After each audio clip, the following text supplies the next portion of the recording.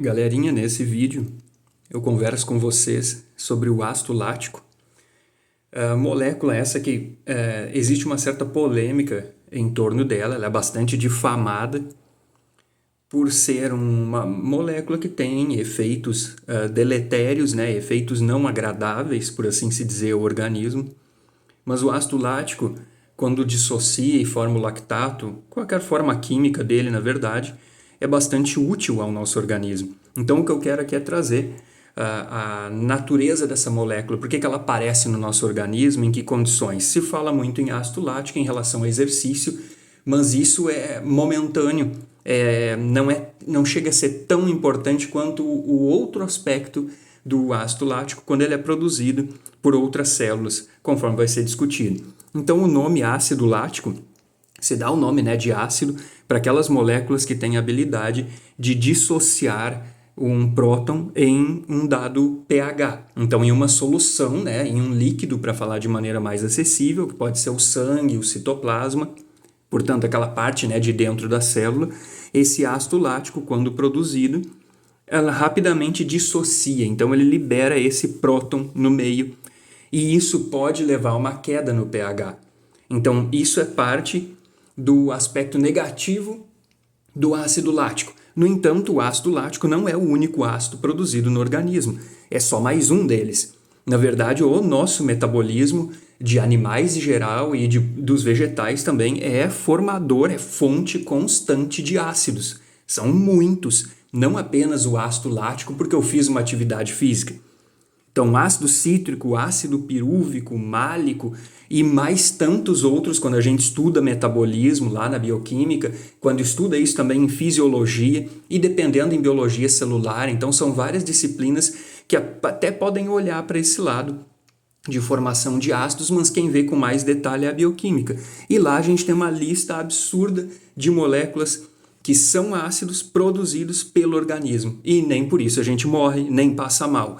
É muito difícil ter um desequilíbrio a ponto de a pessoa morrer disso. Talvez numa doença grave, numa intoxicação, numa doença combinada com intoxicação, porque no mais o organismo lida muito bem com essa dissociação de prótons a partir dos diversos ácidos. O organismo tem tampões para isso.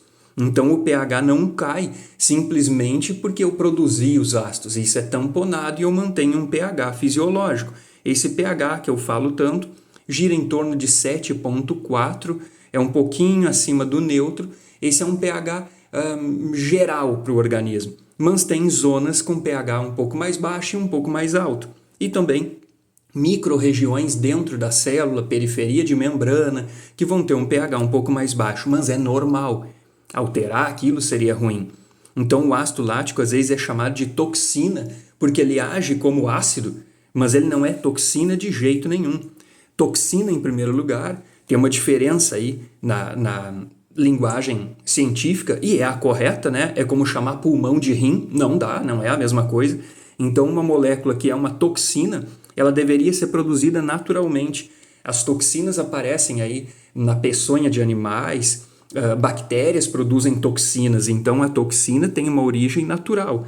Portanto, o ácido lático tem uma origem natural, mas ele não é feito para matar ou desabilitar o seu alvo. Então, uma toxina tem esse efeito, ela obrigatoriamente causa um dano, causa a morte daquela célula, alvo ou do organismo inteiro. O ácido lático, quando induzir algum efeito negativo, e qualquer molécula, quando se acumula, gera efeito negativo, a própria glicose pode agir como toxicante. Então, quando o ácido lático acumula, e aí eu tenho também um distúrbio associado com manutenção do pH e coisa do tipo, aí eu tenho que ele pode ser chamado de toxicante, mas nunca de toxina. E esses toxicantes, eles são geralmente, é um termo mais amplo, né? Então ele pode ser natural ou sintético. É um termo mais geral. Eu posso dizer até que uma toxina produzida por uma bactéria, por exemplo, é um toxicante. Mas nem todo toxicante será uma toxina. Porque eu tenho um toxicante que é um poluente atmosférico. Aquilo ali veio da combustão de veículos e aí ele está ali. Mas ele não é produzido para matar por um ser vivo. Então essa é uma grande diferença. Portanto, já termina aqui. O ácido lático não é, então, uma toxina. Esse é um dos passos. E para diminuir aí o efeito de quem fala tão mal dele, né, tentar ir contra esse tipo de a habilidade que as pessoas têm em difamar, né, uma molécula, porque se vê isso, né, uma fama ou a difamação por causa de um efeito, às vezes, que vê. Então não é bem assim. Então o ácido lático é uma molécula produzida constantemente por células como as hemácias, que são as células vermelhas do sangue. Essas células não têm mitocôndrias, então por essa questão, que já foi até tratada aqui no canal, eu tenho uma produção constante de ácido lático quando eu uso glicose como combustível. Então eu produzo, a partir das células vermelhas do sangue, ácido lático o tempo todo, é contínua essa produção. Muito maior em volume, em quantidade, que produzido no exercício, porque é o tempo todo. Então, como que isso não me matou ainda? Né? Epiderme. A epiderme é a camada mais superficial da pele, e eu vou ter nessa epiderme a ausência de vasos sanguíneos. Significa que a oxigenação local é mais baixa, a função de mitocôndrias presentes nessas células também é mais baixa. Se a mitocôndria não recebe oxigênio numa dada taxa, numa quantidade, ela não consegue oxidar outros combustíveis como fonte de ATP, não consegue usar eles para produzir ATP. Então, essas células que têm mitocôndrias, mas não estão recebendo oxigênio numa alta taxa, usam glicose para produzir ATP, contando muito pouco com mitocôndria para amplificar a produção do ATP. Então, a epiderme acaba, também a partir da glicose, formando uma boa quantidade de ácido lático. Isso já foi visto em um vídeo que tem até uma função de defesa para a pele, ou seja, de novo, não é ruim. O ácido lático é até uma arma química, então, para evitar crescimento de determinados organismos na nossa pele. As cartilagens também são avasculares, elas não têm vaso sanguíneo, então elas têm uma produção também contínua, eu escrevi ali do lado, uma produção contínua de ácido lático, mesma explicação, e o cristalino nos olhos, também sem vasos sanguíneos, eles atrapalhariam a nossa visão, e eu tenho uma produção constante de ácido lático. Algumas células dos olhos nem mitocôndria terão, também para não atrapalhar na visão. Né? A mitocôndria ficaria na frente ali da passagem da luz, para falar de uma maneira bem acessível, e eu não tenho então isso para conseguir enxergar. Outras partes do corpo que produzem de maneira contínua o ácido lático envolvem, por exemplo, a medula renal e porções do intestino. A medula renal é pouco vascularizada, então ela não tem o número de vasos sanguíneos do córtex do rim. No córtex do rim eu tenho uma alta taxa de oxigenação, as mitocôndrias estão com atividade bem alta, oxidando moléculas como ácidos graxos, moléculas derivadas de aminoácidos, e dependendo até corpos cetônicos podem ser oxidados nos rins, ali no córtex, que é bem vascularizado. Só que a medula, então, não tem o mesmo número de vasos sanguíneos, ela tem uma oxigenação mais baixa e produz também ácido lático de maneira constante. Algumas porções do intestino são pobres também em oxigenação devido ali a dobras. Então isso acaba diminuindo ali a circulação, não é como em outras porções do intestino. E eu tenho uma diminuição, de novo repetindo isso, na oxigenação. Menos oxigênio, menor atividade mitocôndria, menor habilidade de mitocôndria em oxidar outros substratos. Essas partes todas citadas, células e tecidos e mesmo órgãos, como está ali, elas dependem então muito de glicose para se manterem viáveis e funcionais. Então, essa oxidação da glicose que é a fonte principal aí de ácido lático no nosso organismo, em condições que eu não tenha mitocôndria ou esteja passando ou tendo mesmo menos acesso ao oxigênio. A produção do ácido lático em músculos é apenas momentânea, é no chamado exercício anaeróbico. Então, nesse exercício, que é mais, onde eu tenho uma oxigenação mais restrita, eu vou produzir ácido lático em maior quantidade. E, de fato, aquele ácido lático ajuda ali, é parte do fenômeno da cãibra, né? A ardência muscular que se sente durante um exercício. Quanto mais a pessoa treina, menos sente isso, né? Até que execute, talvez, um movimento novo. Aí tem um conjunto de músculos ou porções deles que trabalham de maneira diferente naquilo que é novo e aí pode sentir alguma ardência. Quanto mais treinar, menos sente, porque o organismo se adapta. Isso vai ser tratado também aqui com mais detalhe. Por que que eu me adapto? Como que ocorre isso? Mas lá no exercício anaeróbico não tem humano nesse planeta que não produza ácido lático. Produz, mas lida melhor com isso. Então a produção dele pode ser bastante elevada lá, mas ele não é apenas ruim. Então agora eu já disse para vocês, certo? Ele é produzido o tempo todo por um número de células bem maior do que aquilo que a gente imaginava, né? Tu olha assim para músculo, o músculo produz ácido lático, a gente literalmente sente isso, mas é só ele? Agora já vê que não. Então, um conjunto de células e tecidos produzem isso o tempo todo. Tá aí, por que tá falando tanto aí protegendo o ácido lático, né? Que efeitos são esses que ele desenvolve, que ele desempenha, que papéis que ele tem? Bom, o primeiro deles, que não pode deixar de ser citado, é que o substrato, o ácido lático, já na forma de lactato, geralmente, porque dissocia muito rápido, né? É um substrato energético, ou seja, é um combustível. Músculo em repouso consegue usar lactato circulante, e lembrando, eu tenho bastante lactato circulando porque ele é produzido o tempo todo, por aquelas células que eu citei. E se eu tiver em repouso, o corpo todo em repouso, ou eu estiver em movimento, mas eu estou caminhando e nos meus braços eu não tenho movimento, não tenho contração, os braços conseguem usar o lactato como combustível. Então ele é transformado em outra molécula chamada piruvato e o piruvato pode, nessa musculatura em repouso, bem oxigenada, com bastante mitocôndria, pode ser usado como combustível para produzir ATP. Então lactato, piruvato, mitocôndria oxida, gera ATP. Coração também consegue utilizar o lactato como combustível e os neurônios. Então, a parte dos neurônios aqui tem dois pontos de vista bastante baseados em experimentos, mostrando que isso é mais ou menos importante. Vai depender da atividade do neurônio. Mas aí é algo que está sendo estudado ainda. O lactato, em tese, serve sim para neurônios como combustível. Isso já foi provado, né? Tem que definir ele melhor quando. Então, esse lactato, fora servir ele mesmo como combustível, após a transformação no chamado piruvato, também serve como substrato gliconeogênico. O que significa isso? Que ele é matéria-prima para a síntese de glicose. Onde? No fígado e nos rins. Fígado em primeiro lugar. Ele vai ser aí um importante mantenedor do que a gente chama glicemia, que é o nível de glicose no sangue.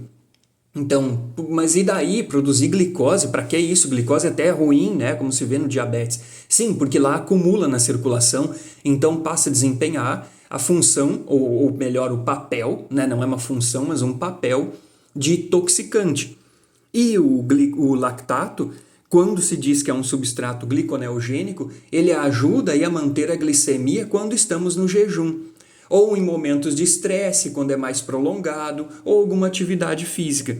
Então eu tenho aí uma necessidade de manter a glicemia nesses momentos que eu não tenho o acesso ao alimento ou que eu esteja executando determinadas tarefas. Responder ao estresse, se adaptar a ele é uma tarefa bastante grandiosa para o organismo. Então, nesse momento, algumas células consomem mais glicose a partir do sangue, podendo afetar a glicemia. Nessa circunstância, o lactato serve como um dos principais precursores de glicose.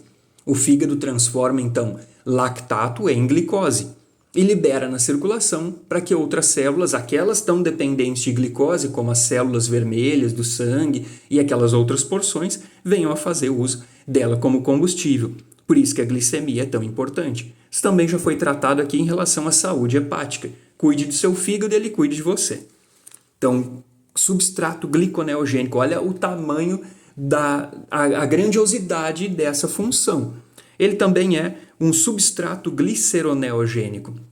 Isso aqui é uma via que atende à reesterificação de triglicerídeos no tecido adiposo e no próprio fígado.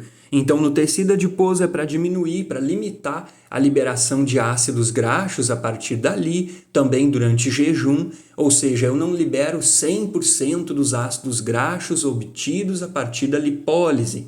Eu cuido um pouco isso porque eu não sei quanto tempo demora meu jejum, então aquele ácido graxo oriundo do tecido adiposo vai ter que permanecer um pouquinho mais no tecido adiposo, não sendo liberado todo ele de imediato. É, de certa forma, um freio nesse processo de liberação de ácido graxo nos momentos de catabolismo. E no fígado, a reesterificação de triglicerídeos é útil quando chegam ácidos graxos que naquele momento são a mais para o fígado.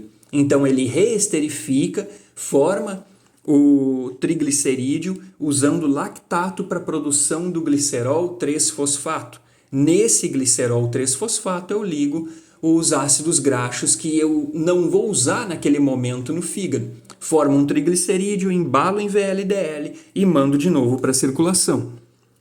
Em alguns casos, o lactato também pode ser usado na síntese do aminoácido alanina. De novo, transforma lactato em piruvato, realiza uma transaminação, gerando a alanina que talvez seja necessária por algum motivo para a síntese de proteína ou para exportar grupos a amina, não liberando amônia livre a partir do músculo. Bom, aqui tem funções que são bastante diversas. Isso aqui é algo resumido e mesmo assim já dá uma explicação um pouco longa, né, em respeito até a quem quer saber mais. Então, assim, ácido lático é um problema? Não. Mas e o lactato é a mesma coisa? Não, tanto que o nome da molécula muda. O lactato é originado do ácido lático. Eu gero ácido lático quando oxido a glicose e esse ácido lático rapidamente dissocia. Então, se ele dissocia, se ele perdeu uma partezinha da molécula, ele não é a mesma.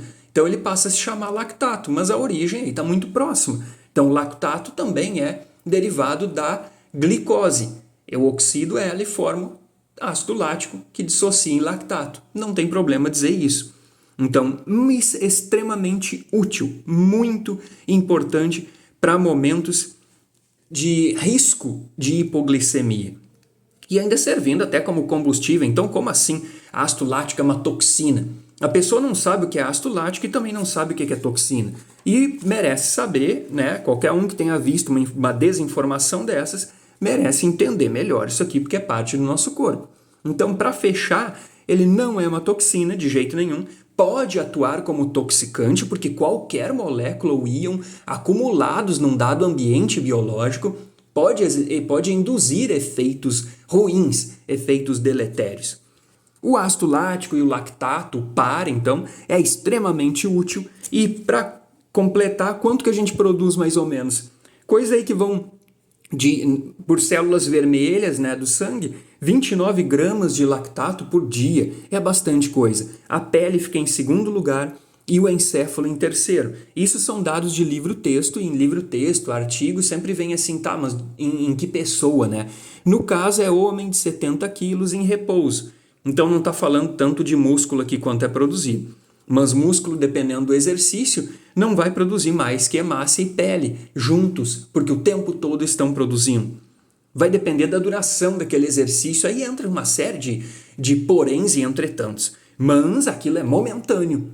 E o ácido lático produzido o tempo todo antes por um grupo absurdo de células não me matou por quê? Porque não é toxina, não atuou como toxicante, o próprio corpo não deixa isso. Então, acho que fica mais claro agora que o ácido lático e o lactato são importantes para o organismo. Então, vou deixar mais vídeos recomendados aí que tem a ver com esse assunto também. Obrigado por ter assistido e volte sempre, né? Já deixa aí algum comentário, alguma coisa que ajuda muito na divulgação desse projeto que tem a ver com divulgação científica, confiável. Você pode compartilhar isso com quem quiser. É um prazer para mim ter ajudado de alguma forma. Até mais.